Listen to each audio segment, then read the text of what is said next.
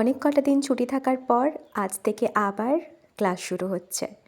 নমস্কার, আমি সায়নী। আমার চ্যানেল কবিতায় গল্পে সায়নীতে তোমাদের স্বাগত জানাই। কেমন আছো তোমরা অবশ্যই কমেন্টসে জানিও।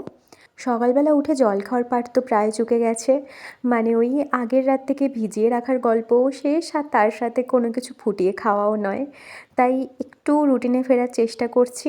তাই কয়েকটা গোটা ধনে একটু ফুটিয়ে নিলাম, তারপর বসলাম এই গল্প বইটা নিয়ে।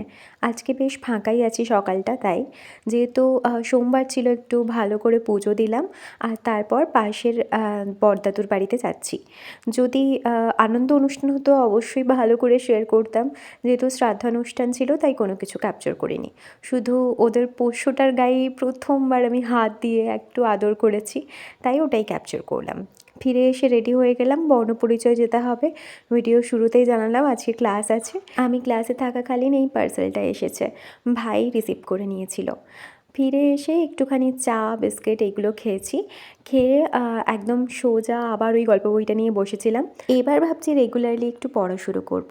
বেশ কয়েকটা গল্পের বই আছে, মাঝে মাঝে পড়াই যায়। এরপর রাতের ডিনার কমপ্লিট করে চললাম ঘুমোতে। তো চলো আজকের মতো এলাম।